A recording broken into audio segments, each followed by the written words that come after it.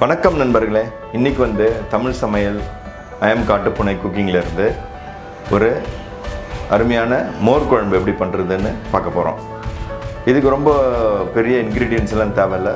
வீட்டில் தயிர் இருந்தாலே போதும், அதை வச்சு ஈஸியாக பண்ணிடலாம்.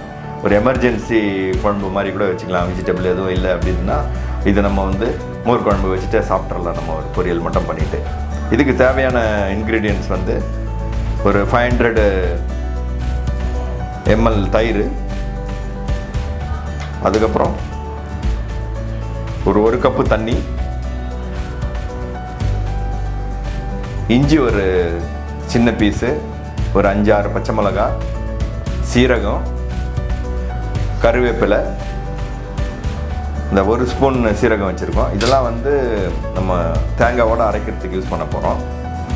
அப்புறம் தாளிக்கிறதுக்கு வந்து காஞ்ச மிளகாய், கடுகு, உளுத்தம்பருப்பு, கருவேப்பிலை, அப்புறம் பெருங்காயம் ஒரு பிஞ்சு போட போகிறோம். அப்புறம் உப்பு, மஞ்சள், தேங்காய், பச்சை மிளகாய், இஞ்சி, சீரகம், கருவேப்பிலை, இது எல்லாத்தையும் நம்ம வந்து மிக்சியில் அரைக்க போகிறோம். இப்போ இந்த தயிரையும் நம்ம என்ன பண்ணோம், மிக்சியில் வச்சு கொஞ்சம் பிளெண்ட் பண்ணிவிட்டு கொஞ்சம் ஸ்மூத் ஆக்க போகிறோம். அப்போ தான் வந்து நம்ம வந்து குழம்பு அழகாக வரும், நல்லா சாப்பிட்றதுக்கும் திரின்னு இல்லாமல் இருக்கும். இப்போ மிக்சியில் வந்து நம்ம தேங்காய் போட்டிருக்கோம், சீரகத்தை போடுறோம்,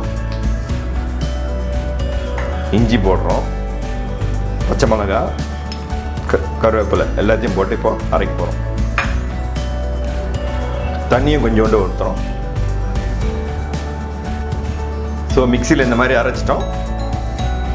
கொஞ்சம் ஃபைனாக அரைச்சி வச்சுருக்கோம். இப்போ நல்லா ஸ்மூத்தாக தயிர் இது பண்ணுது. இந்த மாதிரி பாருங்கள், ஃபைனாக மிக்ஸ் பண்ணதுனால ஒரு ஜூஸ் மாதிரி வந்துருச்சு. இப்போ இந்த அரைச்சி வச்ச தேங்காய் மிக்சர் பாருங்கள், அதை வந்து இதில் மிக்ஸ் பண்ணுறோம்.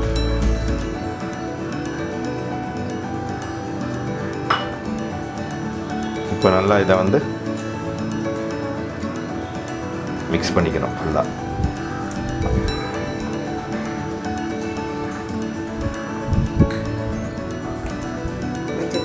இப்போ அது கூட மஞ்சள் போடுறோம்.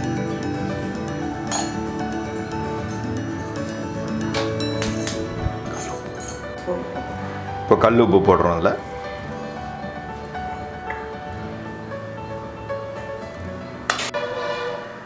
இப்போ பேன் நல்லா காஞ்ச பிறகு எண்ணெயை ஊற்றணும். அதில் 1.5 டேபிள் ஸ்பூன் எண்ணெய் ஊற்றிருக்கோம். ஏன்னா அப்போ தான் அந்த காஞ்ச மிளகா அதெல்லாம் வந்து வதங்கும்.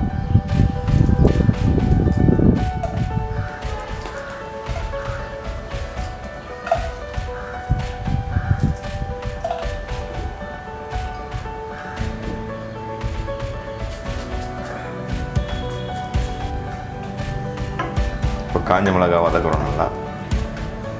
நல்லா வதக்கின பிறகு கடுகு, உளுத்தம்பருப்பு போடுறோம். இப்போ கடுகு, உளுத்தம்பருப்பு போடுறோம், கருவேப்பிலை எல்லாத்தையும் நல்லா போடுறோம்.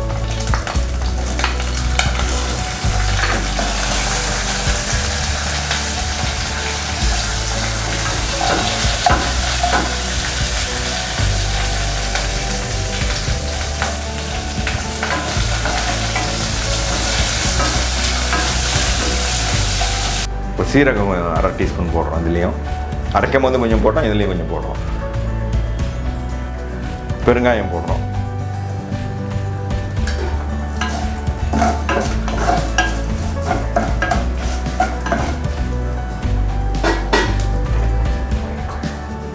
அடுப்பை நல்லா குறைச்சி வச்சுட்டு இப்போ நம்ம இந்த மிக்ஸை வந்து அதில் ஊற்றுறோம். இது கொதிக்க விடக்கூடாது, நல்லா குறைச்சிடணும் அடுப்பு.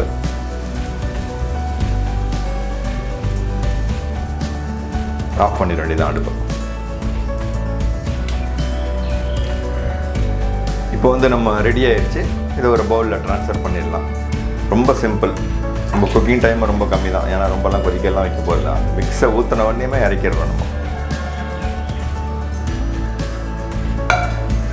இப்போ கொத்தமல்லி நல்லா கார்னிஷ் பண்ணிட்டோம்னா முடிஞ்சது, ரெடி ஃபார் சர்வே போதும். இந்த வீடியோ உங்களுக்கு பிடிச்சிருந்துன்னா வீட்டில் ட்ரை பண்ணி பாருங்கள். ரொம்ப சிம்பிளானது, ஈஸியாகவும் இருக்கும், சாப்பிட்றதுக்கும் நல்லாயிருக்கும். ஒரு உருளைக்கிழங்கு பொரியலோ, ஒரு கேரட் பொரியலோ, பீன்ஸ் பொரியலோ எது இருந்தாலும் இது கூட வச்சு சாப்பிட்றலாம்.